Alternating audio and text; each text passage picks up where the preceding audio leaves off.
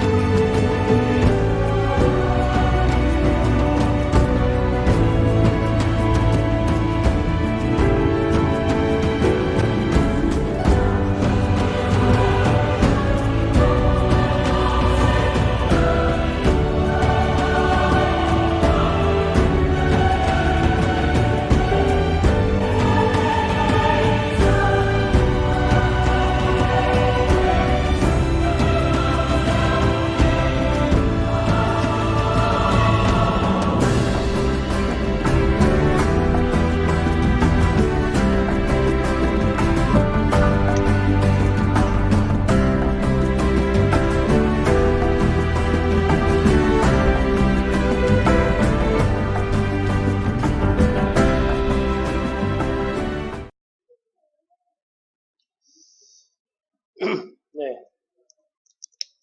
하나님께서 천지를 창조하시고 마지막 날은 이제 뭐 하셨다고 나오죠? 마지막 날은 쉬셨다. 왜 쉬셨을까요? 피곤해서. 그런가요? 그러면 안 돼요. 하나님은 피곤치 않으신 분입니다. 왜 쉬셨을까요? 여기서의 쉬셨다라는 표현의 좀 더 정확한 의미는 완성해서 완성을 하셨기 때문에 완벽한 창조를 하셨기 때문에 더 이상 손볼 곳이 없으니까 하나님은 쉬셨다. 이런 쉼이 여기 애기처럼 잠자는 이런 쉼이 아니고 완벽한 창조를 하셨기 때문에 더 덧붙일 것이 없는 완전한 창조이십니다. 예, 창조의 모형을 보면 첫째 날 빛을 만드시고 빛에 해당되는 해달 별들을 창조하셨죠. 두 번째 하늘을 만드셨으니까 하늘에 사는 새들을 창조하시고 다음에 땅과 바다를 창조하셨기 때문에 거기에서 이제 살 수 있는 사람을 만드시는 틀을 만들고 그 안을 채우시는 이러한 모습들을 이렇게 또 객관적으로 볼 수도 있습니다. 자, 창세기 1장 1절입니다. 무슨 언어일까요? 히브리어입니다. 읽어보시면 우리는 뭐 그냥 바로 대단하시죠. 히브리어로 써 있어도 바로 그냥 한글로 번역이 가능하신데 근데 혹시 여기서부터 읽으신 분 안 계세요? 이렇게? 히브리어는 어디서부터, 여기서부터 읽으셔야 되는데, 눈동자를 좀 보셨으면 어디서부터 읽었는지 알 수 있을 거예요. 자, 우리가 성경 공부하는데 1장 1절은 히브리어 원어로 좀 읽어볼 수 있어야겠죠? 자, 한번 따라서 한번 해보시겠습니다. 잘 들어보시고요. 히브리어 지금 한글로 써 있으니까 들어보시고 한번 따라서 해보시겠습니다. בראשית ברא אלוהים את השמיים ואת הארץ. 시작. 베레쉿 바라 엘로임 에트 샤마임 웨트 하렛. 잘 안 드세요? 네, 글씨 큰 것을 좀 더 강하게 얘기하시고 나머지는 좀 쉽게 가시면 돼요. 다시요. בראשית ברא אלוהים את השמיים ואת הארץ. 거의 방언하고 계시죠, 지금. 네. 그래서 창세기의 책 제목이 베레시트입니다. 베레시트. 처음에, 태초에라는 뜻을 가지고 있는, 말씀. 그래서 베레시트로 시작되어지는 게 하나님 말씀인데, 여기서부터 읽으신 거예요. 베레시트, 바라 엘로임, 에타 샤마임, 벨하레츠라고 이렇게 태초에 하나님이 천지를 창조하시니라. 네, 기록되어져 בראשית 있고요. ברא אלוהים את השמיים ואת הארץ. 네, 계속 나오네. 창세기 1장 1절을 세계 각국의 언어로 번역된 말입니다. 태초에 하나님이 천지를 창조하셨다. 이게 왜 이렇게 중요할까요? 이 말씀은 처음에도 말씀드렸지만 성경 66권의 기초가 된다는 얘기입니다. 집을 지을 때 기초가 무너지면 그 건물은 온전할 수 없습니다. 그래서 사탄이 제일 잘 공격하는 것이 바로 1장 1절을 공격을 하게 되죠. 창세기는 주의 시작을 얘기해주고 있고요. 죽음이 왜 왔는지도 얘기해주고 있습니다. 하나님이 어떠한 분인지도 얘기하고 있고 나는 누구인가도 설명되어주고 있습니다. 그리고 그러한 나에게 하나님의 복음을 제시해 주는데 바로 그것의 모든 기초가 창세기에 있다는 겁니다. 이 기초가 무너지면 집이 온전할 수 없죠. 자, 여러 가지가 있지만 뭐 창조의 날들, 하루에 어떻게 그 많은 걸 창조하냐? 1장에 나오는 하루는 진짜 하루가 아니다. 뭐 여러 이야기들을 합니다. 나중에 뭐 5장도 얘기하겠지만 사람이 몇 살까지 살죠? 969살까지 삽니다. 그러다 보니까 사람들이 이건 불가능하다. 지금하고 나이 먹는 방식이 달랐을 거다. 그때 그들은 아마 한 달에 한 살씩 먹어서 나이 계산했을지도 모른다. 그래서 그러면 900살 먹은 사람은 몇 살이 돼요? 대략 90살 되는 거죠. 그러면 지금 거의 비슷해진다. 타당성 있나요? 그렇게 되면 이제 창세기 5장 읽다 보면 30살에 아기 낳는 사람이 있거든요. 그 사람은 그럼 얼마 만에 아기 낳은 거예요? 태어난 지 한 3년 돼가지고 아기 낳은 것이 돼요. 그러면 더 이상해지죠. 성경은 성경 그대로 받아들여야지 내가 이해 안 간다고 내 생각에 성경을 바꿔가려는 시도는 오히려 더 곤란한 상황을 처하게 됩니다. 성경은 분명하게 창세기 1장 1장에 나오는 그 하루를 24시간으로 얘기를 하고 있다는 얘기예요. 만약에 이 하루가 똑같은 단어가 약 410번 쓰였는데 그것은 얼마라고요? 24시간 하루라고요. 자, 만약에 이것이 더 긴 시간이었다 그러면 같은 단어가 쓰여져 있는 요나가 물고기 뱃속에서 얼마 있었어요? 사흘 밤낮 있었거든요. 만약 근데 이 사람들 말대로 창세기 1장에 나오는 이 하루는 1000년이다 그러면 요나는 물고기 뱃속에서 얼마를 있어야 돼요? 3000년을 있어야 돼요. 같은 단어가 쓰여졌기 때문에 더 엉망이 되어지는 거죠. 하나님 말씀은 그대로 믿어야 됩니다. 하나님 모세도 다윗도 이것을 다 성경에서 지지하고 있습니다. 창세기 1장에 창조라는 낱말이 몇 번 나올까요? 답 써있죠. 몇 번이에요? 3번 나옵니다. 첫 번째 1장 1절에 나옵니다. 태초에 하나님이 천지를 창조하시니라 라고 할 때 나와요. 자, 두 번째는요. 동물을 창조하실 때 창조하셨다는 표현이 나오고요. 다음에 사람을 창조하실 때도 창조하신다는 얘기가 나옵니다. 어떤 성경학자 이런 얘기를 합니다. 창세기 1장은 계시록 22장 하나님께서 새하늘과 새 땅을 창조하셨다는 얘기죠.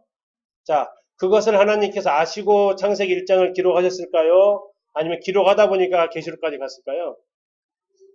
아시고 기록하셨다는 얘기입니다. 그래서 그분이 이런 얘기를 하더라고요. 예정된 종말. 하나님의 계획 가운데서는 이 인간 세상에 이 종말이 예정되어 있었다라는 얘기예요. 마치 우리가 이 건물 6층짜리를 짓는다면 이 건물을 설계하고 공사하는 사람은 땅을 팔 때 무엇을 머릿속에 그리고 땅을 파게 돼요? 6층 완공된 건물이 그려져 있어야 땅을 팔 수가 있다는 얘기예요. 자재를 시킬 때도 6층짜리 완공된 건물에 대한 필요한 자재를 하는 거지, 야, 일단 돈 드는 데까지 지어보자라고 공사를 시작하는 사람은 없다라는 거예요.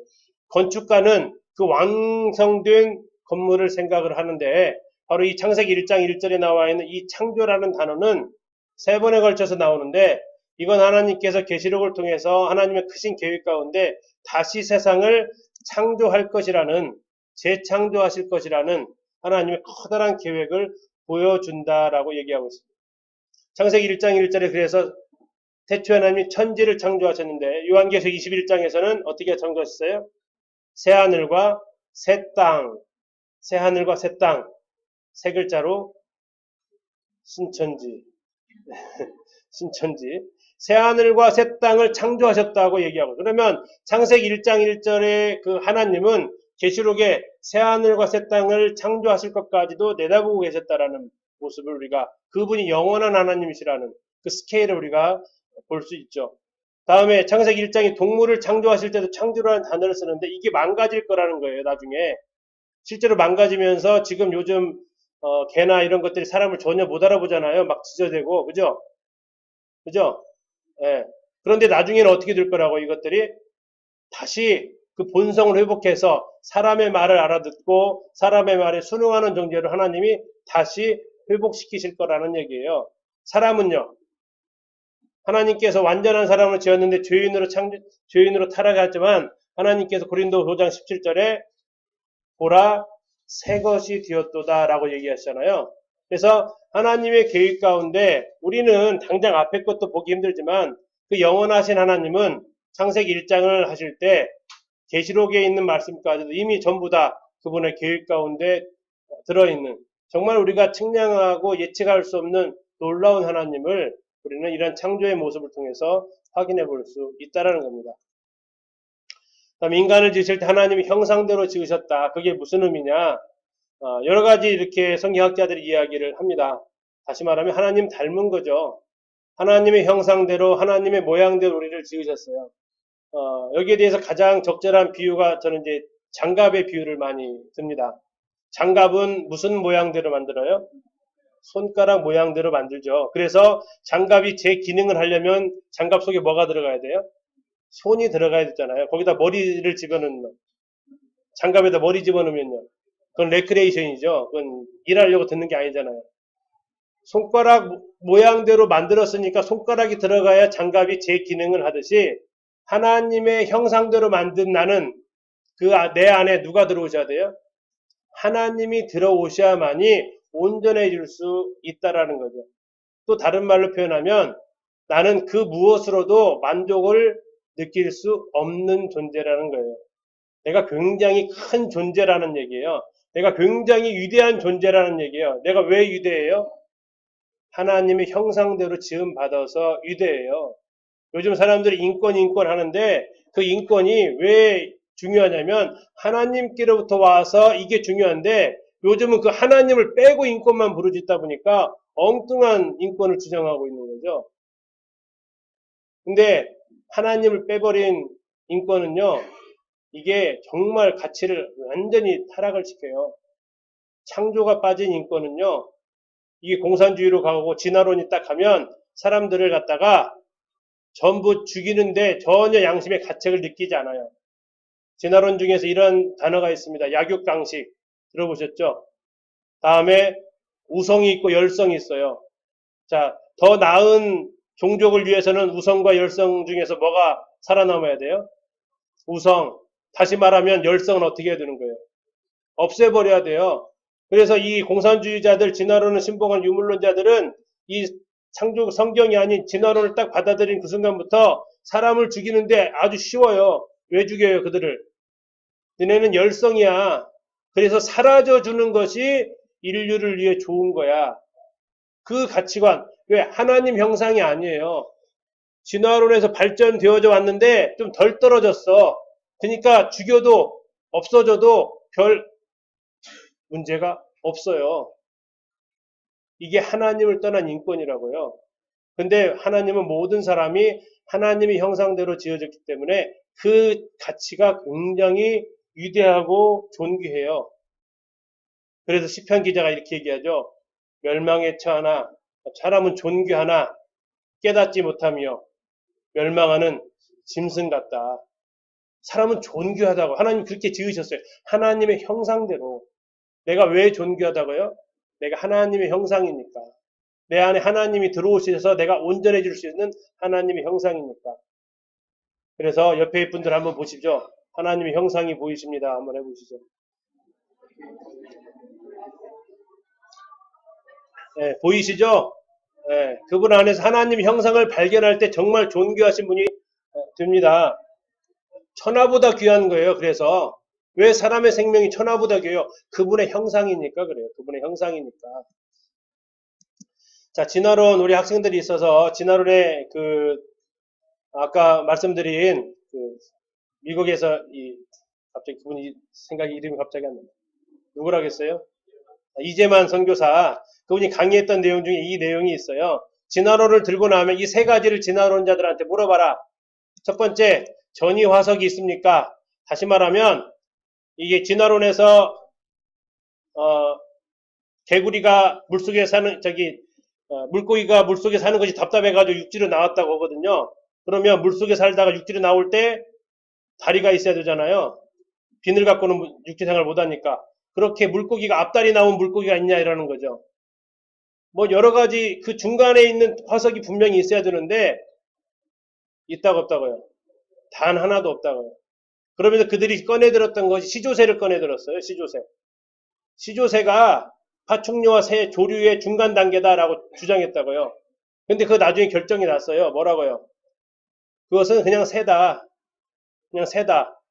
결정이 났고요. 과학계에서 이미 결론이 내렸는데요. 지금 교과서에는 나올까요? 안 나올까요? 어디 고등학교 끝나신 분들 보셨어요? 안 보셨어요? 생물에서요. 나왔어요. 한국에서 그거 사라졌었어요. 한때 사라졌는데 교과서학회가 교회에 돈 먹었다. 창조론자들한테 매수됐다 해가지고 욕 먹으니까 다시 끄집어냈어요. 이 세계에서는 그거 다 아니라고 했는데 전이 화석 없어요. 단 하나도. 두 번째 뭐 물어보냐면 종류가 변한 게 있냐라는 거죠. 자, 개 속에는 치와와도 있고 진돗개도 있고 뭐 여러 종류가 많죠.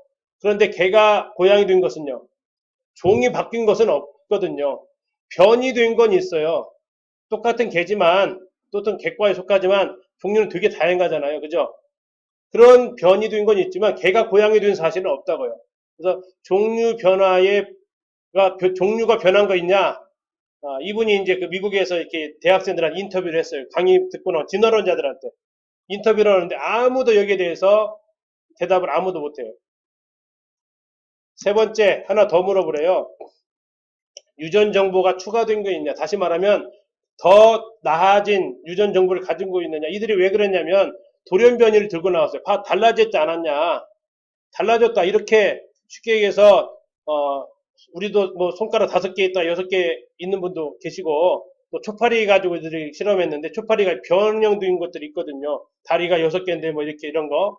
그러면서 이제 하는데 다시 말하면 진화하려면 더 좋아져야 돼요? 안 좋아져야 돼요? 좋아진 것이 진화되잖아요. 그럼 물어보는 거죠. 그러면 다리 6개짜리, 다리 7개짜리 어느 게 더 좋은 거냐? 어느 게 더 좋아요? 6개짜리죠. 말 못해요, 그들은. 그래서 다리 7개니까 더 그러면 유전적인 정보가 더 추가돼가지고 더 좋아진 거냐? 말 못해요. 그래서 이 세 가지를 질문을 해라. 그러면 그들은 아무 말 못한다. 진화론은 과학이 아니에요. 과학책에 있지만 진화론은 신앙이에요. 신앙. 믿음이에요. 검증될 수 있는 것도 아니고. 자, 어쨌든 1장의 소리가 이제 보고 2장으로 가면 선악을 알게 하는 나무, 선악과가 나옵니다. 자, 하나님께서 일곱째 날에 쉬셨는데 피로해서 쉬신 게 아니고 안식의 개념은 완성이다라고 말씀을 드렸고요. 다음 에덴 동산을 창설하십니다. 자, 이제 1장에 하나님께서 하나님의 형상대로 사람을 지으셨다라고 얘기하고 있는데 어떻게 지으셨는지를 조금 더 구체적으로 얘기를 하면서 하나님이 사람을 뭘로 지으셨다고 했죠? 흙으로 지으셨대요. 흙으로. 그리고 그 코에 생기를 불어 넣으셨다라고 얘기하고 있어요. 그랬더니 사람이 생명이 되었다. 자, 이 장면을 요한복음에서 예수님께서 부활하신 이후에 제자들에게 나타나세요. 그리고 그분이 숨을 내주셔요. 요한복음 20장 22절을 보면. 그러면서 예수님께서 뭐라고 하세요? 성령을 받으라라고 하세요. 이것은 마치 하나님께서 흙으로 사람을 지으시고 그 코에다가 생기를 불어넣는 것처럼 하나님께서 이제 앞으로 그들이 받을 성령님에 대해서 말씀하시는 거죠. 이제 너희들이 새 사람이 되는데 언제 새 사람이 되는 거예요? 성령을 받을 때 새 사람이 그들이 되는 거예요. 그러면서 숨을 내쉬면서 창세기 2장에 하셨던 코에 생기를 불어넣는 그 동일한 모습을 요한복음에서 보여주고 있죠. 그래서 그들이 이제 성령이 들어오면서 우리 잘 알지만 베드로가 얼마나 바뀌었어요. 여종 앞에서도 부인했던 그 사람이 얼마나 담대하게 하나님을 증거하고 있습니까? 완전히 바뀌어 있는 모습을 볼 수 있죠. 다음에 이제 에덴 동산을 어디가 에덴 동산일까? 여기에 대해서 참 많은 사람들이 궁금해 합니다. 궁금해하는 것이 에덴 동산이 과연 어디냐? 두 번째, 노아 방주는 실제로 있냐? 이런 것들에 대해서 창세기 1장에서 11장까지를 궁금해 하죠. 자, 에덴 동산이 어디에 있는가? 답은 뭐예요? 몰라입니다. 몰라. 왜 모를까요? 에덴 동산은 아쉽게도 노아 홍수 심판 때 다 어떻게 됐어요? 전부 다 물속이 가라앉았기 때문에 어떻게 됐는지를 몰라요. 다만 힌트를 얻을 수는 있어요. 에스겔서나 이런 말씀들을 통해서 이따 좀 더 보겠습니다. 다음에 에덴 동산은 동방의 에덴을 창설했다라고 나와있어요. 동방. 지난번에 말씀드렸죠. 동방이라는 얘기는 기준이 있어야 된다고 그랬죠. 어디에 동쪽이냐 이거죠. 어디에 동쪽. 다시 말해 이 책을 썼을 때 성경이 쓰여졌을 때 이 성경을 쓰는 사람의 기준이겠죠. 그러겠죠. 그래서 그 사람이 기준이면 뭐예요? 어디가 되는 거예요? 아직 유럽이 안 나타날 때니까. 창세기의 기록은 어디예요? 팔레스타인 땅, 가나안 땅이 그들의 기준이 되고 거기에 동쪽에 해당되는 그곳에서 찾을 수 있겠죠. 그리고 하나님께서 이제 생명나무와 선악을 알게 하는 나무를 동산 중앙에 두십니다. 그리고 그것을 먹지 말라고 하시죠. 먹으면 어떻게 된다고요? 반드시 죽는다고 약속하십니다. 그리고 나서 이제 하나님께서 아담한테 일을 시키십니다. 무슨 일이죠? 동물들에게 이름을 지어라. 이름을 짓는 것은 무슨 행위예요? 통치행위입니다. 통치행위. 자, 이름을 짓는다라는 얘기는 아무나 지어줄 수가 없어요. 네, 누가 지어줄 수 있어요? 통치할 수 있는 사람. 그의 부모가 지어주든지, 그의 조부모가 지어주든지, 지나가던 행인이 지어줄 수 있는 게 이름이 아니라는 거죠. 다시 말하면 이름을 지어줬다는 얘기는 내 위에 누군가 있다라는 거고, 동물들에게 있어서 이름을 지어준 아담은 자신을 지배하고 자신을 다스리는 사람이라는 것을 알게 되는데, 자, 들짐승을 동물들 쭉 이름을 지어주는데 꼭 누구랑 같이 와요? 쌍쌍이 오거든요. 쌍쌍이 오는데 지금 자기는 보니까 홀로 있죠. 그래서 하나님께서 사람이 혼자 있는 것이 좋지 못하다라고 말씀하십니다. 좋지 못하다. 그러면서 이제 누구를 지으세요? 하와를 지으십니다. 아니, 여자를 지으십니다. 하와는 지금 나오면 안 돼요. 하와는 범죄한 이후에 주어진 이름이 하와이고 범죄하기 이전에는 여자입니다. 이브라고 해도 안 돼요. 여자입니다. 여자. 남자와 여자를 하나님께서 창조하시는데 하나님께서 여자를 창조하시는 방식이 좀 독특하죠. 아담처럼 따로 별도로 창조하신 것이 아니고 아담에게서 꺼내십니다. 어디에서요? 어디에서? 옆구리에서 꺼냅니다. 갈비뼈라고 번역되어져 있는데 갈비뼈는 한 부분이라는 단어로도 번역되어질 수 있고요. 자, 갈비뼈에서 만드셨다고 하니까 매튜 헨리가 이런 얘기를 합니다. 남자 지배하지 말라고 어디서 만들고 머리뼈를 안 만들고, 남자에게 짓밟히지 말라고 어디서 안 만들고, 발에서 안 만들고, 사랑받으라고 어디서 만들었다고요? 심장 가장 가까이 있는 갈비뼈에서 만들었다라고 얘기를 하죠. 자, 이 모습은 나중에 이게 본론이 아니고 이것은 뭐예요? 그림자였어요. 이걸 통해서 뭘 보여주고 싶었어요? 진짜 부부. 진짜 부부. 죄송하지만 지금 부부로 사시는 분들은 모델하우스 부부고 진짜 부부가 따로 계시죠. 뭐예요? 그리스도와 그의 교회. 자, 예수님께서 십자가에 달리셨을 때 마지막 최종 죽음 확인하면서 어디를 찔렀어요? 옆구리 찔렀을 때 그분은 죽으셨어요? 살아계셨어요? 좀 헷갈리죠, 이제. 옆구리 찔렀을 때 이미 죽어 있었어요? 살아계셨어요? 죽어 있었죠. 자, 아담을 옆구리 꺼낼 때 아담의 상태는 어땠어요? 깊이 잠들었다고요. 그럼 뭐예요, 그건? 마취제의 시초. 마취제의 시초. 그런데 깊이 잠들었다는 얘기는 거의 죽음의 상태까지예요. 그래서 깊이 잠들었을 때 옆구리에서 여자를 꺼내셨고, 그분이 죽으셨을 때, 깊이 잠드셨을 때, 부활하는 사람은 죽었다고 얘기 안 하잖아요. 깊이 잠들었을 때 옆구리를 찔러가지고 거기서 누가 태어났어요? 교회가 태어났어요. 그러면서 에베소 5장에서는 얘기합니다. 내가 비밀을 말한다. 남편과 아내의 비밀은 누구다? 그리스도와 교회다. 그러니까 말씀드린 창세기에 있는 이런 많은 것들이 신약에 와가지고 다 드러나요, 이렇게. 그래서 사도 바울이 곳곳에 얘기합니다. 비밀이었다, 비밀이었다. 비밀은 누가 알 수 있어요?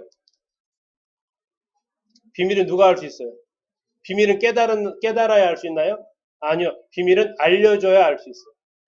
비밀은 알려줘야 알 수 있어요. 누가 알려줘요? 성령께서 그것을 알게 하신다고 했어요. 그래서 성경에 나와 있는 이런 것들 우리가 이렇게 신약에서 이렇게 보면서 내가 깨닫는 게 아니고 성령께서 나에게 알려주시는 것을 우리 경험할 수 있습니다. 자, 에덴 동산의 위치를 사람들이 추적을 하는데 그 근거는 강이에요. 4개의 강. 무슨 강이에요? 비손강, 기온강, hit데겔, 유브라데 4개의 강인데 4개의 강 중에서 몇 개는 지금도 존재해요? 2개, hit데겔, 티그리스 강하고 유브라데 2개는 존재하는데 이 2개가 안 보여요. 무슨 강이요? 비손강 그리고 기온강.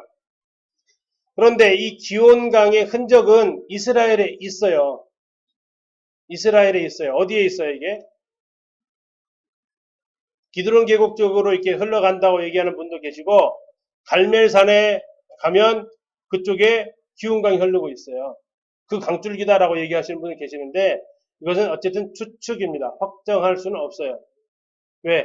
그건 전부 다 노홍수 때 싹 물에 잠겼기 때문에 그 흔적을 찾기는 불가능합니다. 그런데 어쨌든 이 4강의 위치를 얘기할 수 있고, 두 번째 힌트는 뭐냐면, 에스겔서에서 에덴의 모든 나무들이 어떻게 했다고요? 지하에서 위로를 받았다. 그럼 어떠한 얘기였지? 에덴 동산이 땅으로 푹 꺼졌다라는 얘기예요. 자, 에덴의 나무들과 함께 어디에 내려간다고요? 지하로 내려갈 거다라는 얘기예요. 그러면 지하로 다시 말하면 이렇습니다. 이게 완전히 높은데 동산이면 아까 창세기 2장에서 강이 발원한다고 했어요. 발원 4개.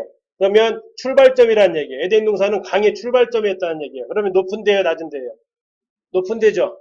그런데 여기 지하로 내려가면 푹 꺼진 거예요. 그럼 어떻게 된 거예요? 이게 지금 지각이 변동됐다는 얘기예요. 높은 데가 내려가고 낮은 데가 올라가는 그런 상황이 되어지는, 이건 뭐 노아 홍수 때 충분히 있었던 일이니까. 그래서 초기에 에덴 동산 주장하는 사람은 이쪽이 지금도 높거든요. 여기가 고원지대고 여기는 바다 쪽이니까 아주 낮은 지대죠. 그래서 여기라고 주장을 했다가 에덴 동산이 여기쯤일 것이다. 이게 지금 티그리스 강, 이게 유프라테스 강이니까. 그런데 지하로 내려갔다, 지각이 변동했다 그러니까 그러면 예전에는 여기가 더 낮았겠다. 여기 낮았겠다. 뒤집어졌으니까. 그래서 여기가 아니겠는가라고 추정을 해요. 일부 선교학자들이 여기라고. 지금의 이라크 땅 그쪽이 에덴 동산 되지 않겠느냐. 또 이쪽에 이제 갈대우르가 이쪽에 있는데 그쪽이 아니겠느냐라고 추정을 합니다. 자, 그런데 이스라엘 사람은 에덴 동산이 어디라고 믿고 있다고요? 예루살렘이라고 믿고 있어요. 예루살렘이라고. 자, 그렇게 생각하는 이유가 이제 네 개의 강을 얘기하는데, 아까 말씀드린 티그리스 강 여기 있습니다. 유프라테스 강 여기 있어요. 발견되지 않은 두 개의 강이 있어요. 하나는 비손 땅, 하나는 기온 땅이 있어요. 근데 힌트를 그들이 어디서 넣었냐면, 기온 땅이 구스 온 땅을 둘렀다라고 얘기해요. 구스가 어디예요? 예, 이집트 지역이에요. 그냥 구스 땅이, 이 기온 강이 구스 땅을 흐르고 있었다는 얘기예요. 그럼 나머지 하나는 그 근처에 있어야 되는데, 그래서 이게 만나는 땅, 여기가 바로 네 개의 강이 지각 변동이 이렇게 생겼다는 얘기예요. 그래서 원래 예루살렘이 에덴 동산이 있었는데 유브라데 티그리스 강이 지각 변동, 노아 홍수지 지각 변동 생기면서 위로 쭉 올라가면서 이렇게 나눠졌다는 얘기예요. 이스라엘 사람들의 주장입니다. 어쨌든 이렇게 해서 두 군데. 정답은 뭐라고요? 이럴 때 그냥 몰라 해도 돼요. 몰라 해도 돼요. 그래서 나중에 뭐 이런 얘기하면 뭐 그렇게 해서 주장하는가 보다 생각하시면 돼요. 또 하나는 이제 학교 다니실 때 배웠을 거예요. 4대 문명. 인류 4대 문명. 어디예요? 메소포타미아 문명. 이집트에는 나일강 문명, 이집트 문명. 다음에 중국에 있는 황하 문명. 다음 인도에 있는 인더스 문명. 4대 문명이라고 제일로 4개의 문명 중에서 제일 먼저 발달한 데가 메소포타미아 문명. 메소포타미아의 뜻은 두 강 사이의 땅 이런 뜻이에요. 두 강이 무슨 강이에요? 티그리스 강과 유프라테스 강. 그래서 이게 지금 무슨 모양이라고 하냐면 초승달 모양이라고 그래요. 초승달. 근데 제가 이 세계사 배울 때는 이 초승달이 거기에 있었던 게 아니고 여기에 이렇게 초승달이 있었어요. 제가 배웠던 사유책에는. 저랑 같은 세대를 사셨던 분은 기억나시나 모르겠는데. 근데 요즘 이렇게까지 했어요. 자, 이 길이 뭐냐면 아브라함이 갈대우르에서 하란을 거쳐서 가나안 땅에 가는 이쪽으로만 다닐 수 있는 길. 그래서 이쪽을 요즘은 이제 비옥한 초생달 지역이다라고 얘기하면서 이쪽 어딘가에 에덴 동산이 있었을 것이다라고 추정을 합니다. 자, 이게 지금 이제 티그리스 강의 흔적이고요. 성경에는 히데겔로 나와 있습니다. 약 길이가 2000km 정도 됩니다. 어마어마하게 큰 강이죠. 다음에 이게 지금 이건 무슨 강일까요? 이게 이제 유프라테스 강입니다. 유프라테스 강. 티그리스 강보다 훨씬 더 유역이 많습니다. 그래서 나중에 아브라함이 갈대우르에서 하란으로 오기 위해서는 이 유프라테스 강을 건넜어야 됐어요. 그래서 그들을 히브리 민족, 강을 건너온 민족이라고 표현합니다. 이 강이 굉장히 큰 강을 건너왔기 때문에 그런 별명이 붙었지 않았나 생각을 합니다. 네, 유프라테스 강에서 이제 하나님께서 길이가 약 2,800km 정도 됩니다. 성경에 이제 두 강 사이의 땅이라는 말이 바로 메소포타미아에서 나왔는데 그 두 강이 바로 티그리스 강과 유프라테스 강이라는 거죠. 지금도 이게 유프라테스 강은 유유히 흘러가고 있습니다.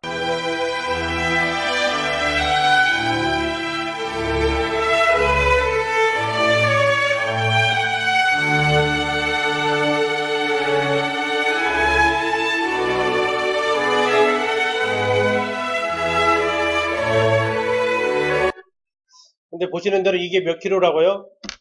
2800km니까 어디를 갖다가 카메라 들이대냐에 따라서 이게 완전히 달라지는 건 아시겠죠? 다 저렇게 생긴 것은 아닙니다. 자, 아까 동물 지어준 것은 이렇게 잠깐 살펴보고 권위가 있었다라는 거 말씀을 드렸고요. 여자 갈비뼈 만드셨던 이유 여기서 말씀을 드렸습니다. 다음에 이제 가장 2장에서 가장 이슈는 선악과 문제죠. 한번 질문 드릴게요. 선악과를 따먹어서 죽었어요? 따먹었기 때문에 죽었어요?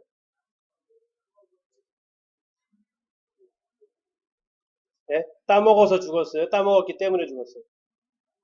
그게 그거 맞나요? 따먹어서 죽었다는 얘기는 거기에 독성분이 있었다는 얘기고요. 따먹었기 때문에 죽었다는 얘기는 먹지 말라고 했는데 먹었기 때문에 죽었고요. 자, 따먹어서 죽었어요? 따먹었기 때문에 죽었어요?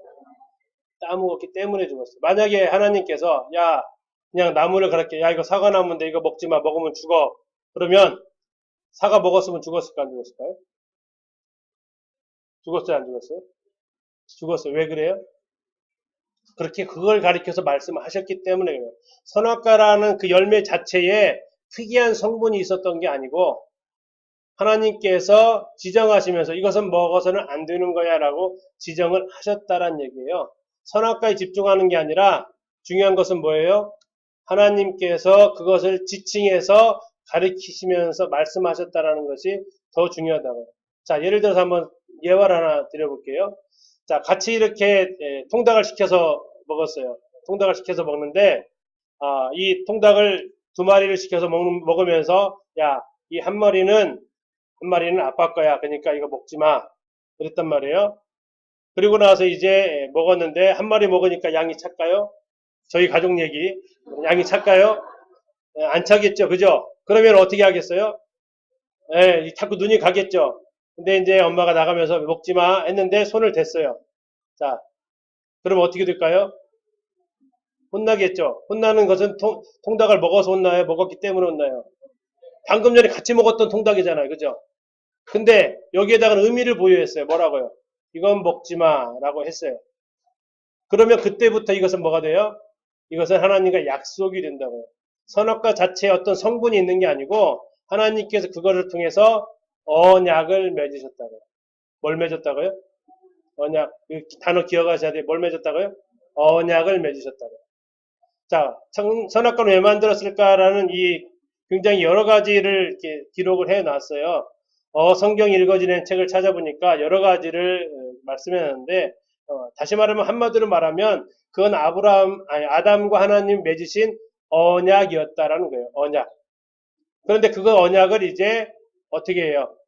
어겨버리죠. 이제 거기에서 문제가 이제 발생하는 겁니다. 선악과 왜 만들었는지 그 어성경 읽어진의 내용들을 갖다 실어놨으니까 한번 내용을 참고하시고 읽어보시면 다 그런 정도 타당성이 있다라고 아실 수 있습니다. 그런 부분들을 이렇게 좀 보시고 3장에서 이제 이 선악과를 따먹게 되는데 아까 말씀드린 대로 이것은 언약이었다고요. 그런데 이 타락한 뱀이 사람을 어떻게 해요? 속이죠. 이 뱀은 나중에 계시록에서 누구로 드러나요? 사탄으로 드러나요. 사탄으로. 사탄이 뱀의 역사에 사는데 이 세 시험의 양상 이것은 이따 좀 나중에 좀 보도록 하고 오늘은 이제 이 언약에 대해 선약과에 대해 좀 더 설명을 좀 마치려고 합니다. 자, 이 하나님께서 선악과를 통해서 하나님과 아담이 언약을 맺었는데 호세아서 6장 7절 한번 같이 보시겠습니다. 호세아서 6장 7절입니다. 왜 하나님이 선악과를 만드셔서 그들에게 그냥 안 만들지 괜히 먹을 거 알면서 만들었다고 뭐 이러한 12조의 이야기들을 하는데요. 자, 호세아서 6장 7절 같이 한번 읽겠습니다. 시작.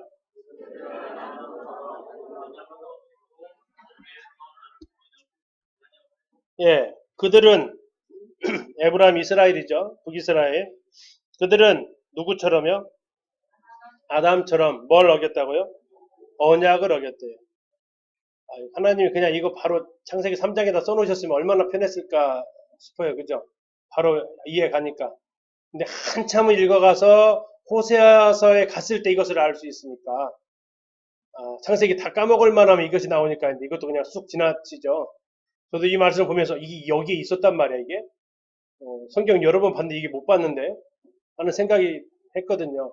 자, 다시 보면 아담처럼 언약을 어겼어요. 그러면 아담이 하나님하고 뭔 언약을 세웠다는 얘기 아니에요. 창세기를 다 뒤져봐도 하나님과 아담이 맺은 언약은 뭐밖에 없어요? 선악 하나밖에 없어요. 선악 하나. 근데 그 언약을 어긴 것을 그 다음 단어로 뭐라고 표현하고 있어요? 언약을 어겼는데 뭐 했다고요? 반역이라고요. 지금 아담이 그런 무슨 죄를 지은 거라고요? 반역죄를 지은 거라고요. 왜 반역죄 그 죄가요? 하나님과 맺은 언약을 깨버렸다고요. 그 언약이 무슨 언약이었어요? 선악과를 먹지 말라고 하신 그 언약이었어요. 그래서 하나님께서 아담을 향해서 책망하실 때 뭐라고 하십니까? 네가 어찌하여 이렇게 하였느냐? 네가 어찌하여 이렇게는 뭐예요? 그럼 어찌하여 언약을 나와 맺은 그 언약을 네가 파기해 버렸느냐? 네가 어찌하여 나에게 지금 뭐 했냐? 반역을 했느냐라고 좀 책망하시는 거예요. 근데 그런 동일한 죄를 지금 아까 호세아서 보니까 누구도 짓고 있다고요? 이스라엘도 짓고 있다고. 이스라엘도 하나님과 언약을 맺었는데 언약을 어떻게 했다고요? 파기해 버렸다고요. 언약을 파기하면 그걸 뭐라고 한다고요? 반역이라고 한다고. 반역. 하나님께서 아담과 맺은 선악과 나무의 열매를 네가 먹지 말아라. 먹으면 반드시 죽는다. 이것은 하나님과 아담 사이에 맺은 언약이라는 얘기예요. 언약은 반드시 지켜야 될 책임이 따르는 건데 하나님께서는 그 언약을 어길 때 무엇으로 보신다고요? 반역으로 보신다. 이 아담이 범했던 선악과를 범한 언약은 북이스라엘이 그대로 범한 언약이 되었고 동일하게 우리도 그 언약을 범한 사람이 되었고 우리도 하나님 앞에서 반역이 되는데 자 반역죄를 뭘 가리켜서 반역죄라고 그래요? 우리나라 왕조 시대로 거슬러 올라가면 뭘 갖다가 반역이라고 그래요? 네, 왕위를 찬탈하라는 것을 반역이라고 하잖아요. 모반했다라고도 하지만 반역했다 그래요. 그래서 모든 죄를 정상 참작이 가능하지만 이 반역죄만큼은 처벌할 면할 길이 없는 죄죠. 반역죄니까. 자 그러면서 하나님 그럼 왜 이게 반역이라고요? 네가 누구 같이 된다고요? 하나님과 같이 되려고 했다. 하나님과 같이 되려고 했다. 이것은 누가 지은 죄와 동일합니까? 사탄 루시퍼가 지은 죄와 동일한 죄. 그래서 그들이 내어 쫓겼던 이유도 무슨 죄예요? 반역죄였고요. 아담이 쫓겨난 것도 반역죄고요. 루시퍼는 하나님 앞에 반역죄를 지으면서 어디에서 쫓겨나죠? 하나님 계신 하늘에서 내어 쫓깁니다. 셋째 하늘에서 내어 쫓겨서 공중으로 내어 쫓겨요. 아담은 하나님과 이 반역죄를 어겨서 어디에서 어디로 쫓겨요? 에덴 동산에서 내어 쫓깁니다. 반역죄는 같이 공존할 수가 없는 죄죠. 그래서 하나님께서는 이제 이 아담에게 하셨던 이 호소를 이스라엘 호세아서에 가서 이스라엘 향해서 하시는 거예요. 어찌 아담처럼 너희가 반역을 하느냐? 어찌 아담처럼 네가 언약을 깨버렸냐? 자, 아담이 깬 이 선악과의 언약은 쉬울까요? 어려울까요? 쉬워요? 어려워요? 깨기가 쉬워요? 지키기가 쉬워요? 우리 입장에서는 깨기가 쉬워요. 그러나 이 아담 입장에서는요, 그때 당시에는 죄라는 것이 있었어요, 없었어요? 자, 욕을 많이 들어본 사람이 욕을 잘할까요? 한 번도 안 들어본 사람이 잘할까요? 안 들어본 사람이 잘해요? 많이 들어봤을 때 잘하죠. 우리는 이 상태에서 죄악이 없었던 시대에 이것을 범하는 거하고 지금 우리가 이렇게 죄악이 아주 그냥 쉽게 젖어 있는 상태에서 한 건 좀 차원이 다른 부분이 있는 것 같아요. 아담에게 그 책임을 더 중하게 물으시는 것을 보면 하나님께서 아담에게 물으실 때 네가 어찌하여 이렇게 하였느냐 한번 생각해 보세요. 이 말투가 어떠한 영상으로 드라마나 영화로서 이 표현을 한다면 어떠한 어투로 나갔을 것 같으세요? 어떠한 배경음악이 깔렸을 것 같으세요? 성경을 조금 더 우리가 입체적으로 한번 보시잖아요. 그냥 문자로 네가 어찌야 이렇게 하였느냐 그 차원이 아니고 정말 하나님과 사람 사이에 모든 것을 사람을 위해서 다 만드셨거든요. 모든 천지 창조를 이 사람을 위해서 만드셨거든요. 어느 분이 이렇게 얘기해요. 창세기 4장 1장에서 넷째 날을 보면 하나님이 태양과 달을 만드시고 별들을 만드셨는데 우리가 망원경이 발달하기 전에는 별들이 몇 개 정도 안 보였거든요. 근데 망원경을 지구 밖으로 딱 쏘니까 별들의 규모가 어때요? 1천억 개가 1천억 개 있다고 그러거든요. 계산이 안 되는 숫자잖아요. 왜 그렇게 만드셨을까요? 그 중에 사람은 어디에 살고 있어요, 달랑? 여기 지구 딸랑 하나 사는데 뭐 이렇게 많이 만들어야 돼요? 왜 이렇게 많이 만들 필요가 있을까요? 하나님 보여주고 싶었던 거예요. 뭘? 내가 얼마나 놀라운 하나님인지. 지구 하나 만든다고 지구 하나 달랑 만들고 살라고 하면 하나님 그 정도 하나님이지만 이 광활한 우주를 창조하신 그분을 우리가 보게 될 때 우리 하나님이 나를 지신 하나님이 어떤 하나님이고 그 하나님이 나를 위해서 이 모든 조건을 충족하는 과학자들이 조사를 해보니까 지구에 생명체가 존재하고 유지되기 위한 조건이 약 20만 가지를 충족해야 지속적으로 유지된대요. 사람이 살아갈 수 있게. 그런 하나님이 나를 창조하시면서 아담을 창조하시면서 한 가지 말씀하셨어요. 선악과는 먹지 말아라. 먹으면 죽는다. 그리고 혹시나 실수로 먹을까봐 가장 잘 눈에 띄는 동산의 중앙에다가 두셨어요. 가장 눈에 잘 띄는. 그리고 나서 그것을 먹지 말라고 하십니다. 자, 그리고 그걸 먹으면 죽는데요. 나중에 그걸 따 먹고 나서 하나님께서 쫓아내신 이유가 있어요. 왜 쫓아내세요? 생명나무 열매도 따먹고 영생할까봐. 만약에 하나님 한 발 늦어가지고 생명나무 열매를 따먹었다 그러면 어떻게 될까요? 지금도 그분들은 살아계시죠. 우리한테는 좋겠죠. 실물 교제가 계시니까. 그분들은 어떨까요? 그분들은 어떠실 것 같으세요? 내가 좋은 일로 살아남은 게 아니잖아요, 지금. 당신 때문에 그 모든 원망을 다 들어야 될 거예요. 그러면서 죽을래 죽을 수 없는. 그래서 얘기하는 거죠. 쫓아내신 것이 뭐다? 은혜다. 쫓아내신 게 은혜다. 그들을 죽게 하신 것이 은혜다.